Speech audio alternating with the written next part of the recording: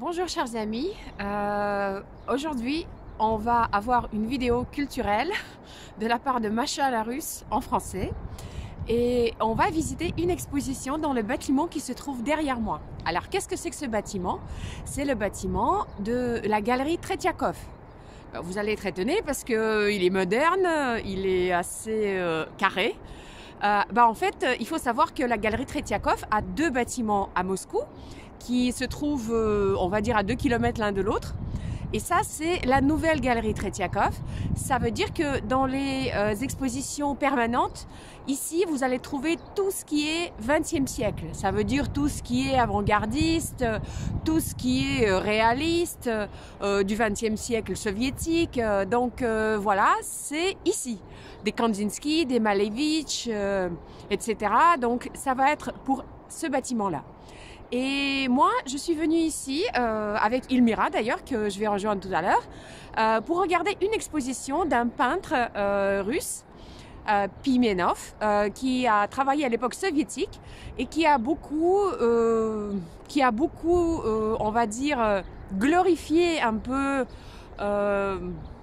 les exploits du travail de l'époque soviétique, mais c'est un art très beau à voir et j'aime beaucoup les couleurs, j'aime beaucoup ce qu'il fait. Donc on va découvrir, c'est une exposition temporaire, j'espère trouver quelque chose qui est rarement exposé et je vais essayer de partager avec vous qu'est-ce qu'on va voir avec Ilmira.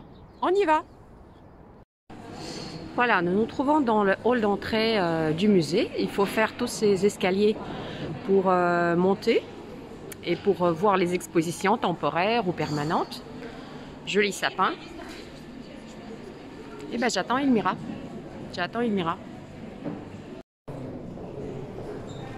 Voilà, il faut savoir que Yuri Pimenov, c'est un peintre qui est né en début du XXe siècle, 1903. Et donc c'était un peu l'enfant de la Révolution. Il a toujours voulu faire de l'art. Et en gros, sa carrière est destinée comme style de peinture le réalisme socialiste. Vous le connaissez peut-être pas, mais ça a existé dans les pays de l'Est. Donc il a essayé de démontrer l'époque socialiste d'une certaine manière vis-à-vis de son art. Et première partie de sa carrière, il a été influencé par des peintres allemands. Et ensuite, la plupart des peintures qu'il a fait comme ça, des toiles, ça date des années 20 et des années 30. Et ensuite, il a beaucoup travaillé dans le théâtre et il a enseigné également dans un institut de cinématographie, mais pour faire toute la partie artistique de l'institut cinématographique. Donc il est décédé en 1977. Donc il a vécu vraiment l'époque de l'Union soviétique. Donc, on va aller découvrir qu'est-ce qu'il avait fait dans les années 20 et 30. Donc il a commencé et il a beaucoup travaillé aussi dans l'art graphique, très influencé par l'expressionnisme allemand. Et les thèmes de ces tableaux des années 20, c'est des thèmes de l'exploit des travailleurs, comme on peut le voir ici. Et ensuite, ça va être tout ce qui va faire la gloire soviétique pendant une certaine période qu'il va mettre sur ces tableaux. L'un des thèmes qu'il a mis en valeur, parce que c'était une des valeurs de l'époque soviétique, c'est le sport, comme ici. Le thème de ce tableau est le football. Mais il y en avait d'autres, comme le ski. Son tableau reproduit que nous voyons ici. C'est un beau travail de couleur avec du bleu, du blanc et du marron. Pratiquement c'est tout. Du gris aussi. On obtient un résultat très harmonieux. Ah oui, Elmira, elle est là. Elle parle des beaux garçons. Coucou.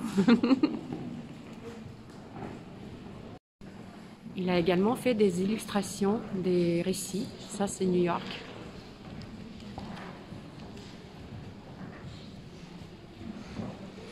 Pour mettre en valeur le fait que dans les pays capitalistes, il y a des gens au chômage, etc. etc. Mais le travail du dessin est magnifique. Il a également fait des affiches contre la guerre. Et même des toiles artistiques comme celle-ci, qui est très connue de son art et justement influencée par l'expressionnisme allemand. Ce sont des gens, ce sont des blessés de la guerre, revenus après la guerre, qui ne vont, on va dire, jamais guérir mentalement et physiquement de toutes leurs blessures. Donc il a glorifié les ouvrières, par exemple, aussi bien au moment quand elles travaillent, ou quand elles prennent du thé, ou quand elles assistent à un spectacle dans un théâtre.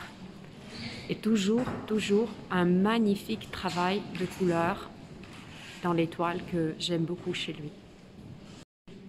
À partir des années 30, il se lance dans quelque chose qu'on peut appeler l'impressionnisme.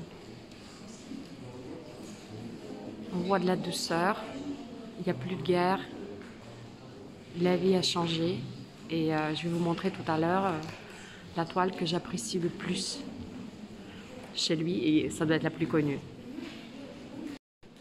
La petite fille qui reçoit un courrier, c'est une dame de la poste ou une fille qui est dans un hamac et qui se repose tranquillement lors d'un week-end ou des vacances. Alors ça, c'est la toile la plus connue de chez lui. C'est une femme au volant qui était très rare dans les années 30 et ça s'appelle la nouvelle ville de Moscou. Vous voyez le bâtiment de la Douma derrière, qui existe toujours. À l'époque, il y avait un autre organisme dedans. Et encore une fois, magnifique couleur, même si ma caméra ne peut pas le transmettre entièrement. Ça, c'est la toile avec le portrait de son épouse. Une belle femme. Et on voit que dans les années 30, ils avaient une belle vie. Et ici, c'est une toile de 1949 qui s'appelle Nouvel An. Donc les gens, ils sont en train de fêter le Nouvel An. Et regardez bien, le monsieur, il est habillé dans une uniforme militaire. Ça veut dire que ça peut être un des héros de la guerre. C'est encore très présent 4 ans après la guerre. Alors en parlant de la guerre, il ne s'est pas arrêté à créer pendant la guerre, mais il faisait voilà, justement quelque chose qui est lié. Ça, c'est à Leningrad, qui a subi le blocus, les gens qui font la garde contre les bombardements. Ou ici, pareil, à Leningrad, les femmes sur le toit qui sont là pour arrêter...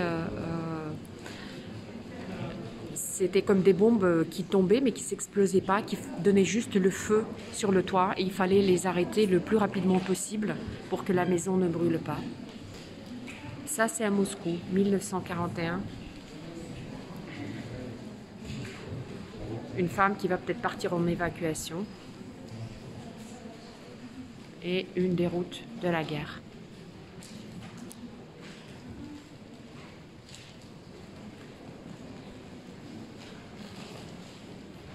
Et bien évidemment, après la guerre, il a fallu reconstruire le pays.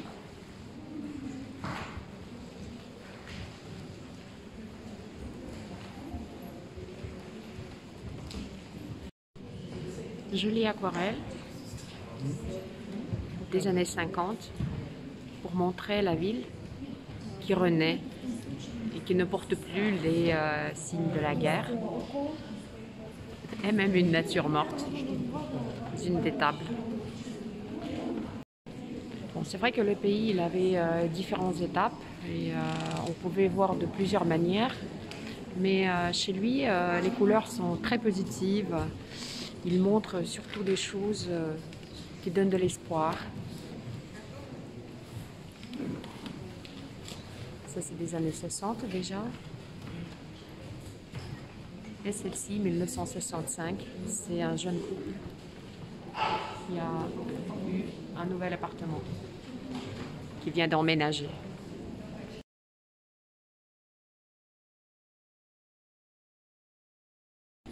L'époque des années 60 était très spéciale. C'était l'époque où les citoyens soviétiques avaient beaucoup d'espoir dans leur futur, beaucoup plus de liberté sous Khrouchtchev.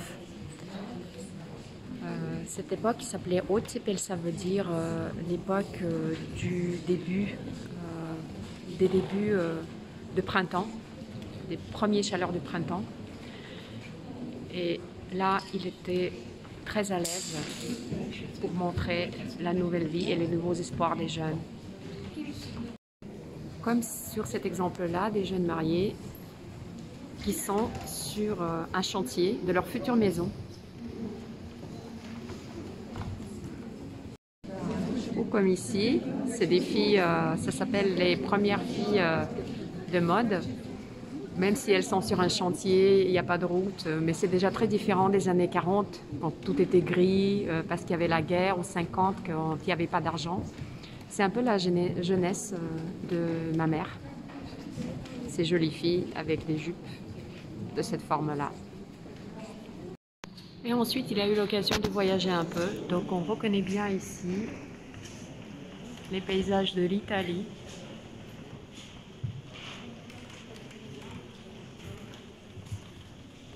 Ou aussi bien, là on reconnaît Paris.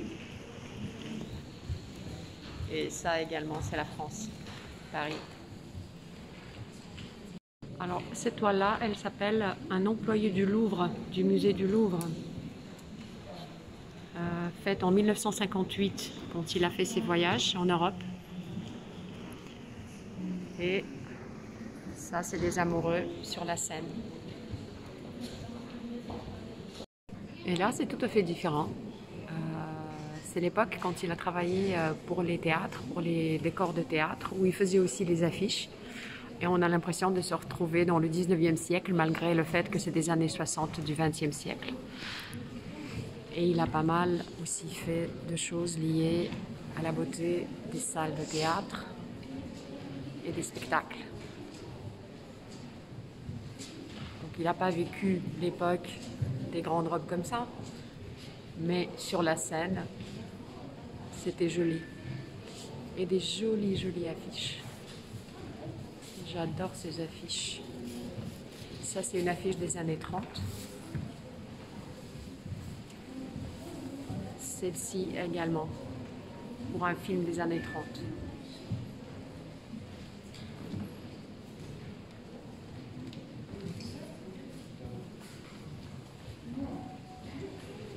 Et aussi un petit peu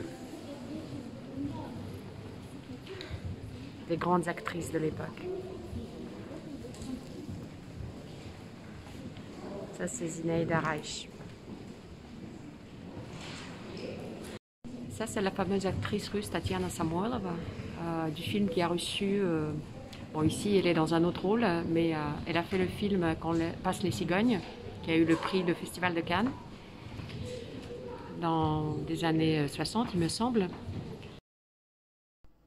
Et pour terminer cette vidéo, encore quelques petites toiles, différentes techniques que j'ai bien appréciées lors de cette exposition, avant qu'on va faire le résumé avec Ilmira de notre petite visite de cette exposition. Sachez que Ilmira, c'est une experte parce qu'elle a fait une école de beaux-arts et qu'elle fait aussi un petit peu de dessin. Et on va écouter Ilmira. Bon, voilà, on a terminé l'exposition avec Ilmira et j'en profite pour lui donner la parole, qu'elle partage ses impressions de cette exposition. Merci Macha. Donc, dans mon enfance soviétique, Pimenov était un peintre qui présentait le socialisme, la culture du socialisme, avant-garde du socialisme. Et pour moi, c'était un peu ennuyeux. Et quand Macha m'a invité à cette exposition, je me suis dit oui, je suis prête d'aller avec Macha, mais je ne suis pas prête de réfléchir à Les souvenirs. Les souvenirs de mon enfance. Mais c'était vraiment une découverte. Les œuvres de Pimenov des années 20-30. J'ai beaucoup aimé, mais comme j'ai dit à Macha, après la guerre, quelque chose s'est passé avec lui parce que dans ses œuvres, il y avait trop de couleurs noires, vraiment noires, et ça se présente trop dépressif. Et heureusement, nous avons quitté l'exposition juste dans la salle des années 20 et 30. et j'ai eu la possibilité de partir avec les souvenirs plus colorés. Voilà. Merci beaucoup. Bon, bah, j'espère qu'on va continuer avec d'autres expositions ensemble. Non, c'est pas un dialogue, c'était un monologue et la réponse à ma question. Merci, merci. Bon, vous avez eu mes impressions pendant la vie de Ilmira juste après. J'espère que ce peintre vous a bien intéressé et j'espère qu'on va continuer ces petits reportages, n'est-ce pas Ilmira? N'est-ce pas? À bientôt. Ciao.